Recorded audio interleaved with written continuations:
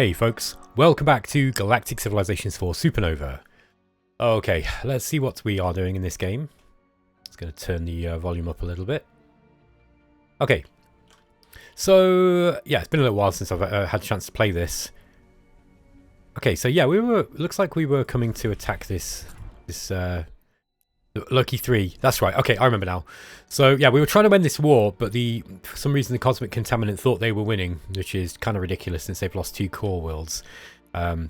Let's see what happens anyway. Some of our people have decided to try to colonize worlds without our sanction. Their ship failed and the passengers are dead, and the ship has drifted into your space. They want the ship back. Okay. Now let's increase our relations. We should behave in a friendly way, I think. What have we got here? Yeah, let's move these guys down to take on this fleet. Okay.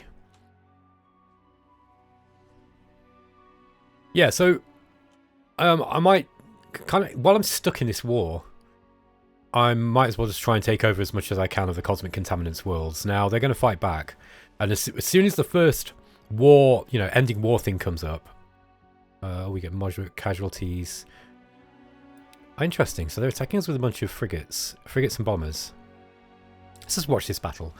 Yeah. So while I've got the, while I'm stuck in this war, I was kind of a little bit disappointed that the battle, that the war declaration kind of worked out like that. Or sorry, the war ending thing worked out like that, because I feel that there's a little bit of a disconnect there between what I feel like, how I feel the war is going and what the war score is saying as well. Because, I've achieved 600% of my goals, right? Yet the Cosmic Contaminant was saying, oh no, you need to yield to us. Now, they're not going to allow the war to end unless they come out on top. I'm not going to accept that, because I'm winning the war as far as I'm concerned. I've destroyed way more than them. Let's just skip to the end of this. So that kind of bugged me, and I felt that I think there might be a little bit of a disconnect between what this is saying and what the player is thinking, in terms of who's winning the war.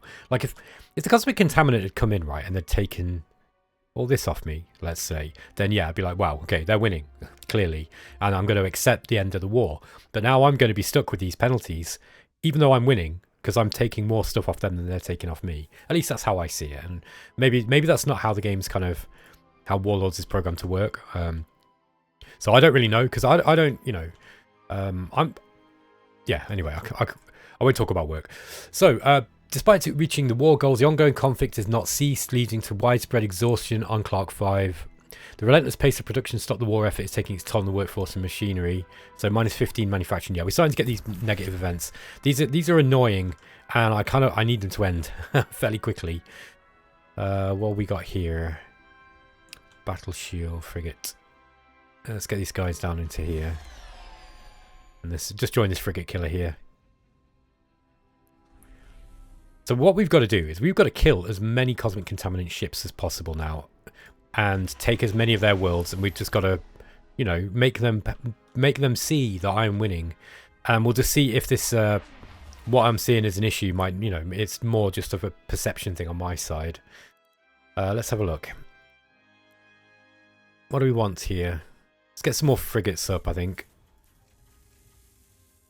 Here it's Subra 2. We'll just get some smaller ships. Same here as well. Let's get some of these snipers. Okay. What's this? We've got a frigate killer versus a bomber. This is a quick battle of that. Okay. Yeah, so we're just going to try and kill as much stuff as possible. Yeah, looks like we've got a colony ship here as well. We'll just destroy that. Did that not work? Or was there 2? Yeah, it looks like there was 2. There we go. Okay. Used to be that you used to steal those. But, yeah, it looks like that was changed. Us, no casualties. Them, no casualties. It's kind of interesting. Yeah, let's get this frigate killer back here, and we'll meet up with this little ship here. Okay. A colony ship here.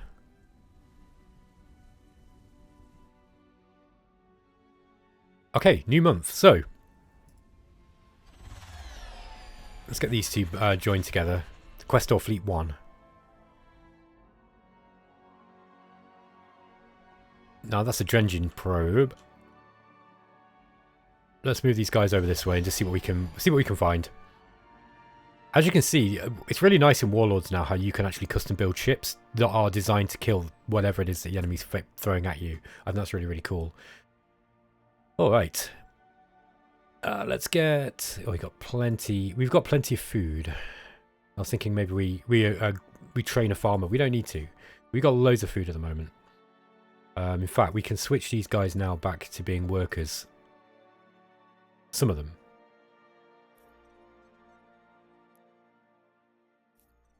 Okay, so we'll just try and get our manufacturing back up. 7 months until a new citizen, but we've got some more housing coming up, and then we're building the irrigation network there. That was right. I was kind of hot housing growth on this planet. Let's get another beam shield frigate. Those things are serving me quite well at the moment. Got a probe here. Yeah, were the navigators at war with us? I forget now. No, but they will be. I think they will do soon. They're not very happy with us. Yeah, they're not very happy with us. They're seeing us as an aggressive neighbour, so we've got to do everything we can to try to keep our diplomatic situation, you know, happy. Keep our neighbours happy. It's not always possible, though. That's the unfortunate thing about that. Send this sniper down here. We'll go and join this fleet here. Beam shield frigate, we're going to do the same thing. Yeah, we'll sort of bring these guys up to join this fleet. Just protect Subra 2 here. Okay, Amcor 2. What do we need here? It looks like we probably need some more population. Got a trade network. Got some of these glowy stinky plants. This is a good place. Yeah, this would be a good place to get more population growing anyway, I think. Governor's Manor. That's going to give us wealth. Let's do a planetary conversion on here, and then we'll put the colonial clinic up, and then we'll build some population. I'm just going to go for high citizens in this game, in this playthrough, I think. So somebody on the YouTube, on like one of the regulars of the Explorminate community was playing this, and I think he had kind of mixed feelings about the game.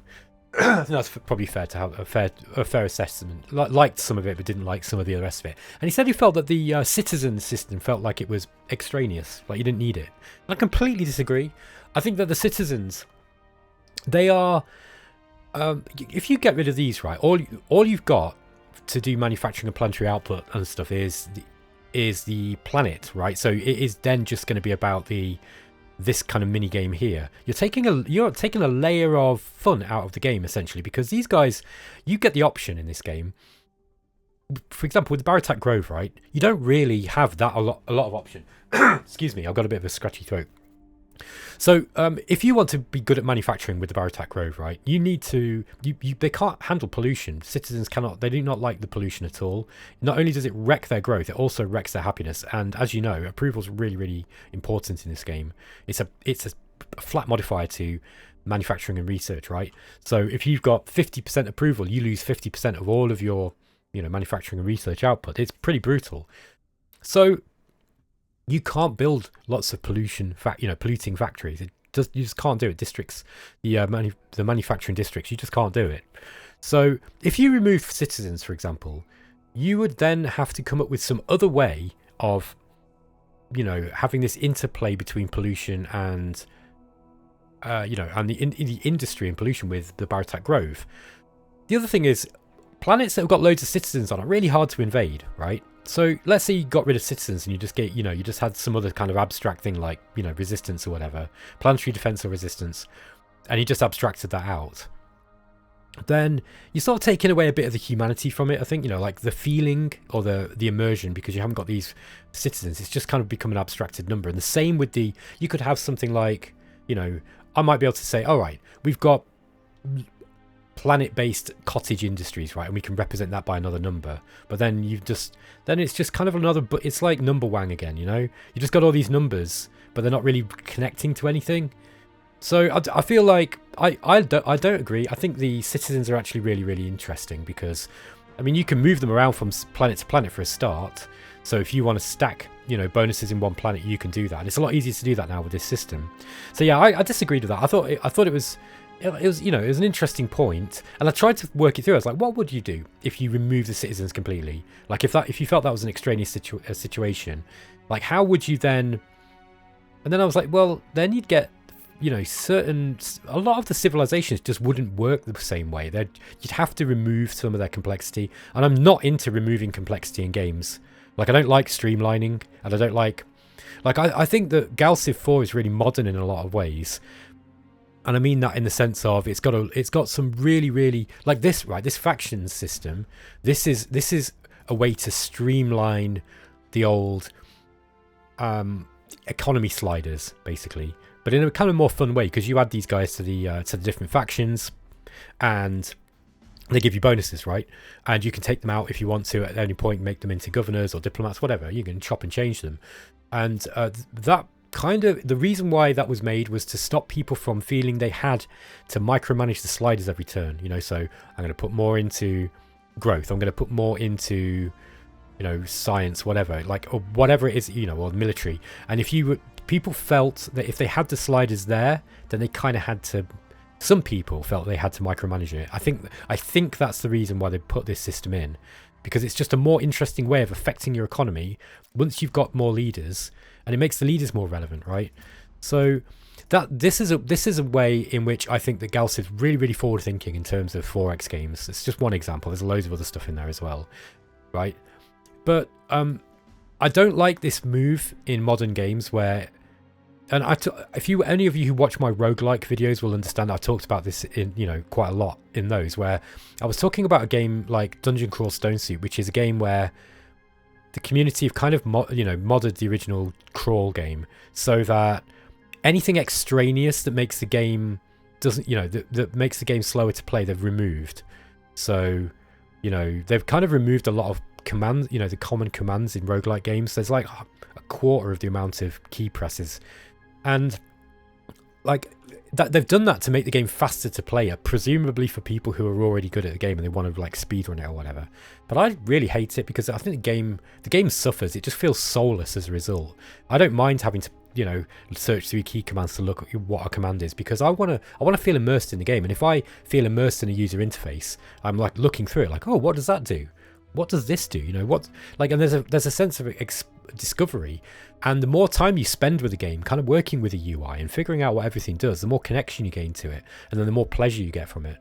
But maybe that's just me as a person, right? Because I'm a musician, and by the way, I'm sorry for those of you who wanted to just watch GalCiv, and you know, I will occasionally talk about stuff like this in my series. But as a musician, right, I could, as an electronic musician, I used to use software, so I used to just use, you know, used to use Cubase or Ableton Live or whatever, and I just used to do everything with software. And then I just felt that like I just couldn't finish any music tracks, so I moved into using hardware. So I bought synthesizers and drum machines, and, you know, physically have them on a desk, and I'm having to twiddle knobs and program them individually. And that was so much better for me because it took ages to learn all the different systems that they all use and all the different commands. But you feel immersed, and you start to like certain machines for what they do and the way that you use them. And I always get kind of tumbleweeds whenever I talk about this in video games, because people are like, oh, UIs, it's just about being able to access the game more easily. No. That's not true. And I think that as we go through, like as the years go by, in decades to come, we're going to look back at this period of this constant like homogenization of game UIs and mechanics, and we're going to see it as a real creative dearth in the video games industry. Because, and I'm not talking about GalCiv, by the way, I think this game's really got a beautiful interface. I really like it. Look at all this, it's really, really cool. It just begs exploration, like, what does this mean? What does this mean? It's really, really cool. And once you understand it, it's easy to read as well. Like, you know, there's bits of the UI in this game that I think still need work, like the shipyard. Like, I don't like how you have to let's say I want to go and check my ship designs. I've got to find a shipyard, and then I've got to go into that bugs me. Okay, and I know Daz Tactics talked about this as well, and I completely agree with him. The only other thing is I really want a hotkey for rally points. Like, I've been asking for this for ages, and you have to find a shipyard or a ship, right? Anything that allows you to, to use a rally point. Then you got to click on the rally point, and then you got to set your destination. And I think it would be great to have a hotkey or a user interface for rally points. Because a guy on the a guy called Ilana, who plays this loads more than I do, he says that he uses he used to use the rally points as a kind of map system. So he'd be like, okay, rally point, click on this, and then rally point, I can just double click on the rally point, and it'd take me over to that part of the map. I think that's a great idea. That would be great if we had that. So I'm not saying the user interface in this game is perfect. It's got some ways to go, but it's pretty damn good, and it's A standard as well. And that's what I like about it. I like Stardock. They make really, and I know I say that because I work for them at the moment, but like I've always liked Stardock in that sense. They always make really nice user interfaces that kind of beg to be explored. And I think that's a really, really important thing in games design. And yeah, I think the next time I talk about this, like, I'm going to use that music thing as an example, because that's a really, really, I think that's the best way I've ever found of describing how I feel about user interfaces. It's not just there to make the game easier to play. It's part of the immersion, and part of the, I tell you, people are going to figure this out eventually. And people will figure out eventually, games designers or developers and gamers will figure out eventually that having the same user interface ported into all the games from, Civ, Endless Legend, all that blah blah blah, they're all using the same kind of interface, right? Eventually people are going to realize that's why they don't stick their games out. That's one of the reasons. It's one of many reasons.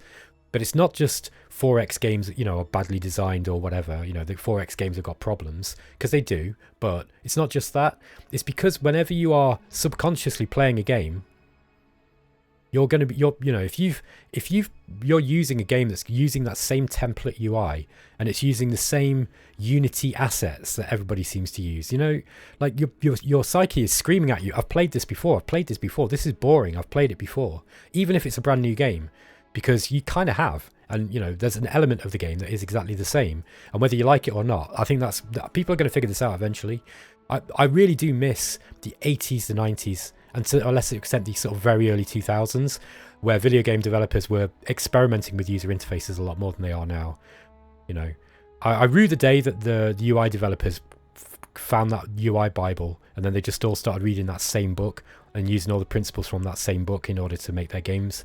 And I've talked to a few I always say whenever I meet a user interface developer, I say, hey, what's the best book for user interface? What's your Bible? And they always give me the same damn book. I can't remember what it's called now, but I know it, so I know it's a fact. All the user interface people, they all use this same book, and it's the same principles they're using.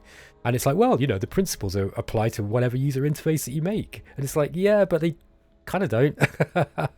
It does if you've got a very, very if you've got a book, right, even if it's written by 2 or 3 different people, you've only got 2 or 3 brain types out of about 20 or 30 different ways that people might have of thinking across the planet, right?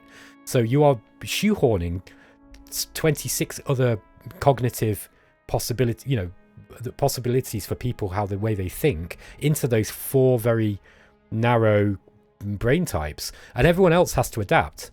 So 26 out of 30 people have to adapt now to what is working for 4 out of 26 people. Now I'm exaggerating obviously, but you get the idea. There's a lot more to cognition and the way that we think and interface with things than you can possibly write down in one user interface book. Let's just say that. Anyway, let's carry on with playing GalCiv. I know you guys don't mind me occasionally going off topic, because I'll be honest with you, I'm more interested in talking about games design than I am in playing games these days. All right, Adhilth Fleet, where are we going to go with you? Yeah, these cheeky buggers, look, I put this starbase up. Yeah, what have we got here? Let's go and take out this pirate fleet. These pirates are getting pretty dangerous. I think I said this in the last episode, but I really like how the pirates are a lot more dangerous in this game now. How long have we got until this one's... Oh, 7... Hold on a minute. Oh no, 2 months.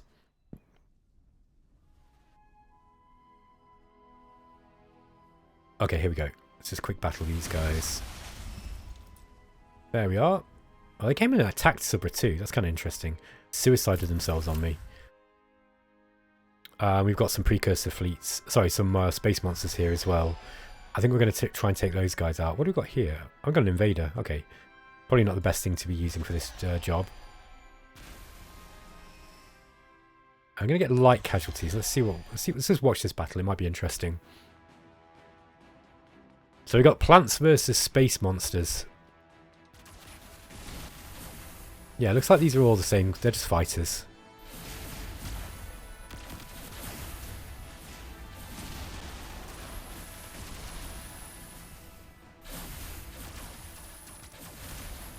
This is so much better now. It's so much easier to see what's going on with these with these bars. Also with the ships with this as well.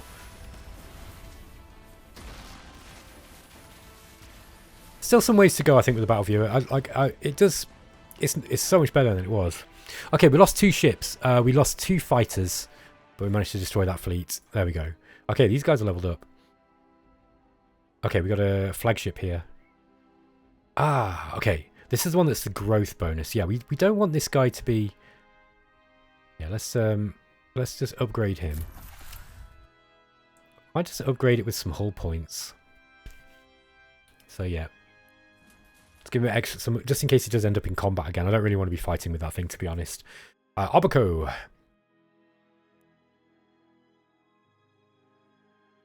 I've got a Thorn. That was the beam ship. Let's get some more frigate killers up. Oh, hang on. Yeah, okay. So we're still at the maximum mass there. Let's get a few more of these things.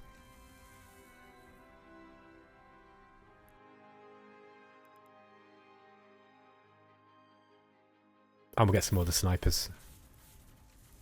Nice to have a fighter screen. What should we do with these guys?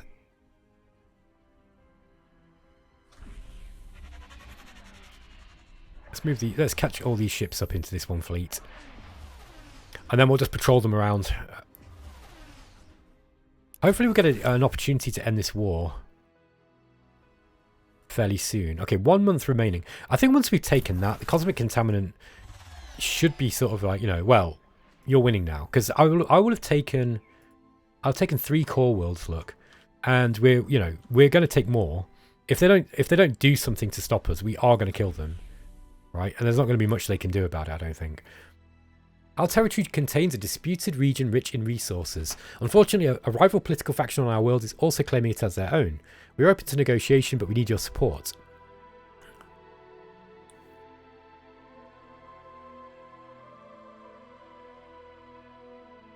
I'm not bothered about pacifism, but that will increase our relations with the Drath. And honestly, like, we need some friends in the galaxy right now. Yeah, that's probably helped with the Drath. Look, they were kind of on the edge. You supported my claim. I did indeed. Right. So let's see what we could... We've got to kind of refrain from aggressive actions for a little while we build our power. Because, as you can see, we are... Where are we? Yeah. So Manti and Kryn are at the top.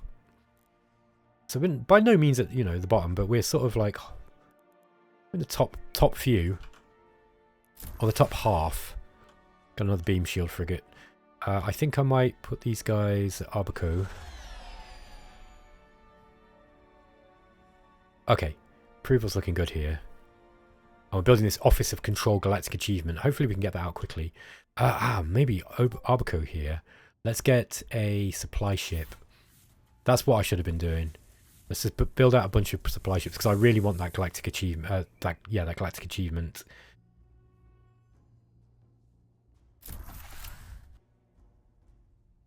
Yeah, let's get this guy back here to Subra 2. Oh, he's already moved. Okay. Move as another sniper out to this fleet here. Okay, we've got a bunch of fleets now. I feel like we're a little bit more... Oh, we're still 9th. Ranked in military might.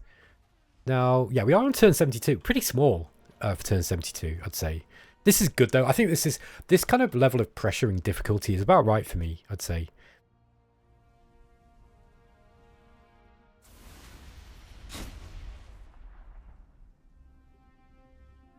Okay, drone soldiers. That's going to give us plus 10% soldiering. And, okay. It's going to be 22 turns. I think there's better stuff that we can go for before increasing our logistics in that way. That is expensive. I like that this takes a long time to get now. Quantum computing will allow us to upgrade our research. I think that's a bit of a no-brainer. I think we need to be increasing our research speed if we can. Approval's a little low here. I mean, it's not terrible. It's not bad. Oh, these guys, he's a totalitarian. He's got high expectations as well. 9.5, yeah, pretty high.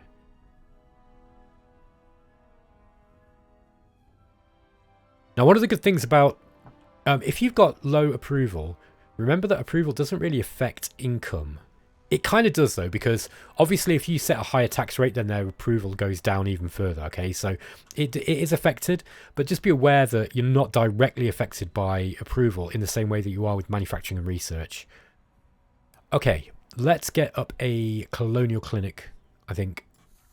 So, and the colonial clinic is going to increase our growth. And then we can get some more plants up. I'm going to get rid of the farther route as well, probably. Oh, we got the precursor nanites. I should get this too. I think we should get that first, in fact. Missed out on that one. What do we got here? Okay. Lots of these space monsters moving around. Let's just clear up some of these guys.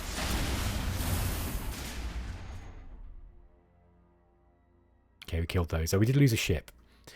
I think now we're going to move these back to Subra, and we'll continue. We'll continue building that fleet up.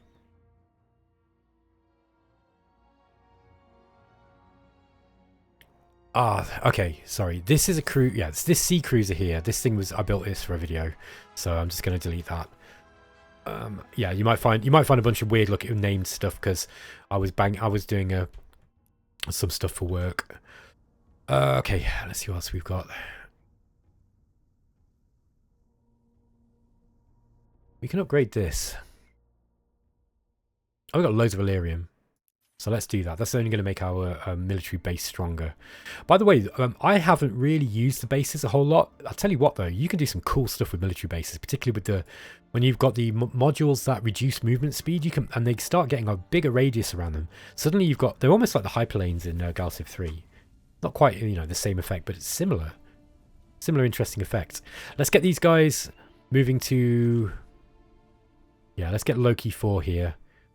On the way, we'll destroy this cruiser. Pirate cruiser by the looks of it. Let's get a sniper here in Amcor 2. Just so we remove the penalty for being unprotected. Planet's getting a bit crowded, and they are complaining. Okay, let's get these into Arbuco. Okay, 3 turns. I'm going to keep building some more supply ships. By the way, just like I was talking about with the citizens... before I got kind of sidetracked and started talking about streamlining and UI stuff in games. Supply ships are kind of another mechanic, a little bit like the citizens, that allow you an alternative way to do stuff, right? So I think I've talked about this before, but building supply base, if you've got high manufacturing or high military, you can use supply bases to cover for planets that have low manufacturing or military. So you can get really creative with how you use those. Let's get a supply ship up in Clark as well. We'll start building the infrastructure on these planets up a little bit quicker. I think we've probably got enough military ships. Although it's saying that we're 11th military-wise ranked out of everyone that we know. So that's not a huge... Oh, what do we got here? Beam shield frigate. Get these guys together. There we are.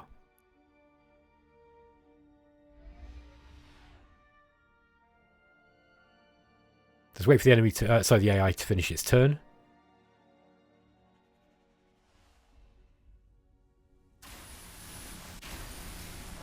Taking my ships out, look. It's because they've got a cruiser. Okay, we researched quantum computing. I think we'll go for fusion power plants next. Yeah, well, that'll... I mean, that's not a... mind you. What does that give us? It gives us a fusion power plant. The problem is that I think that's pollution. Yeah, we don't want many more pollution. Maybe just one. It is a civilization achievement, and you need antimatter for it, which we've got, I think. Yeah. At least a bioplastics. Manufacturing capital. Let's just go. Let's just have a look down the tech navigator. Okay, that's further upgrades. See, I don't think this, unless it gives it, we can find a pollution-free.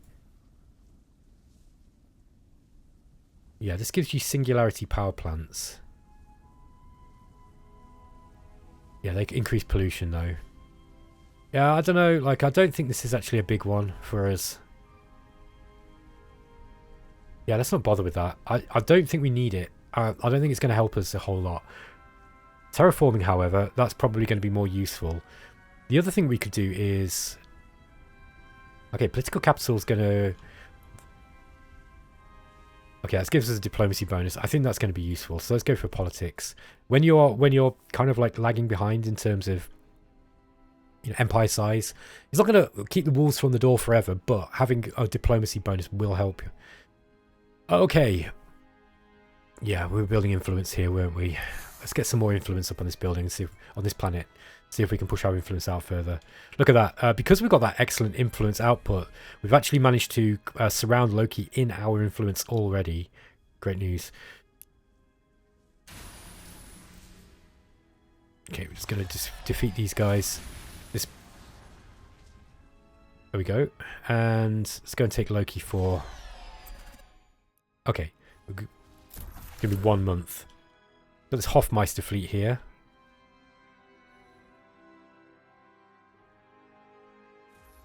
Let's bring these guys... I was going to bring these guys back.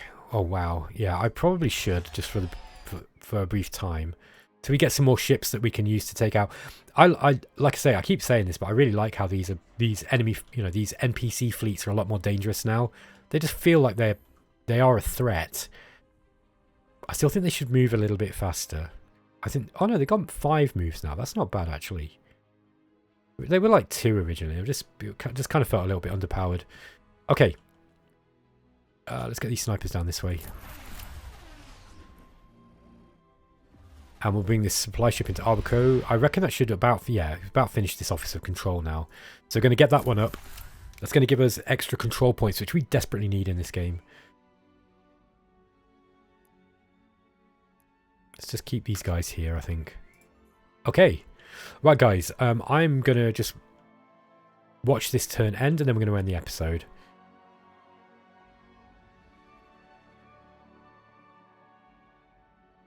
Yeah, I might have to just I might have to wipe out the cosmic contaminant if they're not willing to go to peace with me. You might find a, you know, we want to end the war event come up soon. Especially if I take some more core worlds off them. This is a colony here we're going to take. There we go. We just grab that colony. There's another one here as well. Let's go and grab this one. Yeah, progress is saying like 900% now.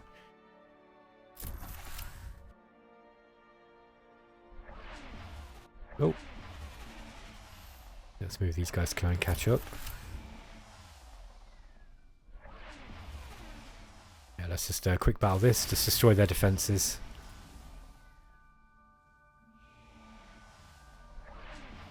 Oh, go for their shipyard too. Maybe I'll just play for another couple of turns since I did spend some of the time talking, and I don't want you guys to feel gypped. You didn't get enough gameplay. That's my excuse anyway. For the old just one more turn thing. Approval like here. Approval's pretty good here on Albuquerque. That would have been a nice place to put an approval building maybe. But I think instead we'll put the Governor's Manor up. That's going to give us a 20% gross income. Oh, that's going to be well useful. Now, we've got decent monthly income. I think we probably should buy some more leaders. Okay. This guy looks like a good candidate for a faction. Thrive. God. That word makes me feel a bit ill. Okay. So it's going to give us a higher population cap. But it's going to decrease mining. Now, mining's going to be decreased... based on what? It doesn't say here, does it? Oh, by a lot though. Ah, now the mining's decreased based on diligence. So this is not a good place for him. Yeah, again, diligence is the one that it's using. Yeah, this is better. So he's better on ecologism. Like, this is better. We want to put a load of people into this because this is going to reduce pollution based on your intelligence, and it's going to increase. Oh, increase. This is a rare one. So this actually gives you 2 bonuses. It gives you the reduction in pollution, and it gives you an increase in approval. So that's like a double whammy. That's pretty damn good. Let's get that guy up here. I think that's worth spending the money on. And we'll... Yeah, mind you, we haven't got enough diplomats either. Yeah, but this is too good to pass over, I think. Let's have a look at our governors. Have we got... Sorry, our ministers. Have we got any ministers that are really not very good?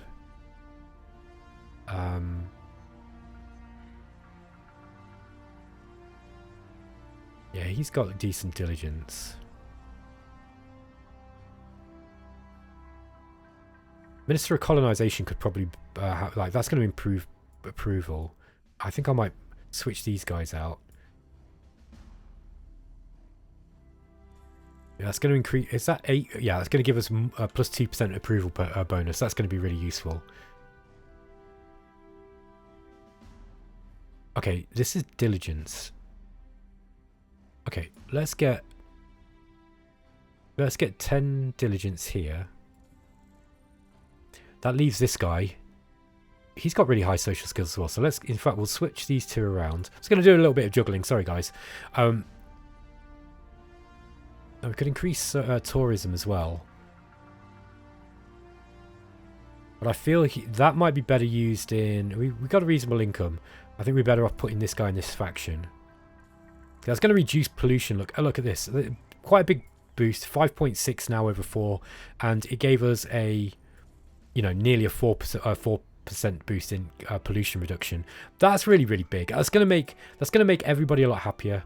It's not going to be such a big thing on Albuquerque, but let's look at a particularly polluted planet, which is Amcor 2.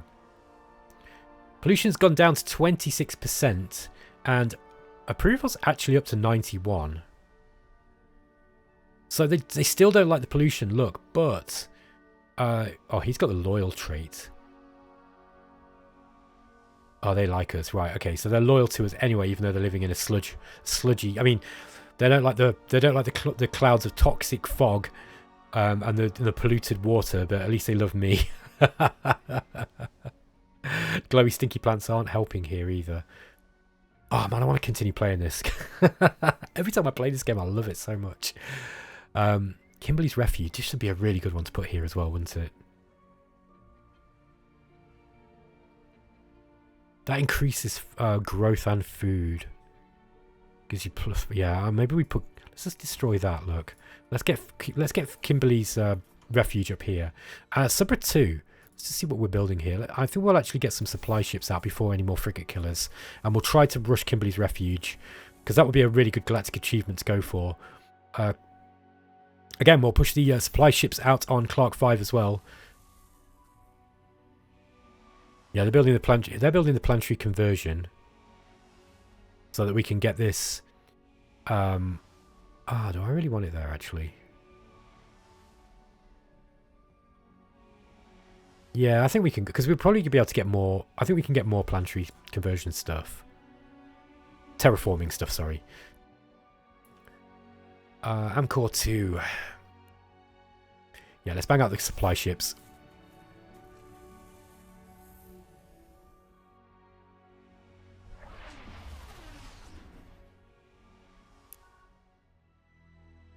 Okay, we have technology that can increase the speed of your vessels.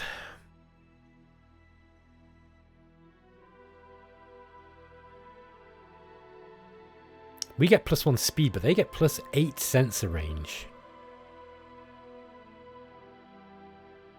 That's really powerful. Let's see where the Terrans are. They're not doing great, are they? I mean, well, they're not bad. They're about the same as us. Let's just see where they are on the map. They're down here. Ah, right. That's going to make them strong. And so here's where I love GalCiv. We've got to now think about, you know, when you've got the option of potentially making one of your neighbours stronger. You know, not a neighbour, but one of the other factions stronger. We've got to figure out how that's going to affect everyone around them. Let's just see who they're at war with first.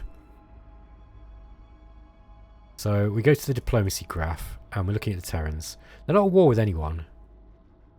They're trading with the Kryn, with Taurians, and with the Drath.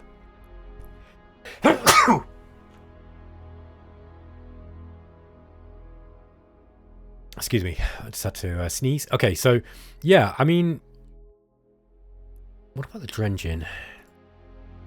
Sorry, I want to go to the diplomacy graph. Drengin, there we are. Yeah, they're actually at war. They're at war with the Zaloxi and the Drath Freehold. Okay. The Drengin and the Terrans are both two quite strong civs, I'd say. I mean, they're all pretty strong, but I mean, these two have got the potential to get very, very strong. Quite rapidly as well. You don't really want either of them getting overpowered. Now, while I like the idea of having faster ships, honestly, I'm less bothered about that than I am having a very, very strong neighbour eventually. So I think we're going to... I'm actually going to pass over on that one. Okay, let's get this supply ship into Arbaku. Ooh. Yeah, we'll just get that one up quick.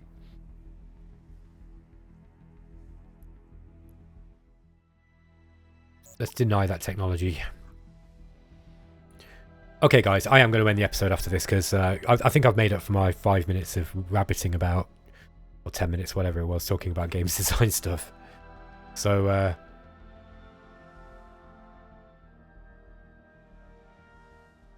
yeah, I just want to keep playing, and I can't. I've got to work today. I've got to start my working day shortly, so... But I would love to continue playing this. I might actually, once I've finished my working day, I might do some more episodes of this. Thank you for your patience, by the way, in waiting for the episodes to come out.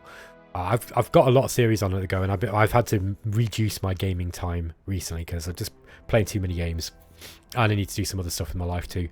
But I appreciate you being patient, and shout out to everybody who's continuing to watch this and enjoy it. Anyway, guys, I'm going to end the episode here. Thanks for watching. Please leave a comment, like and subscribe and all that stuff. If you're not subscribed yet, please subscribe. That really, really helps. Thanks, guys. Take care.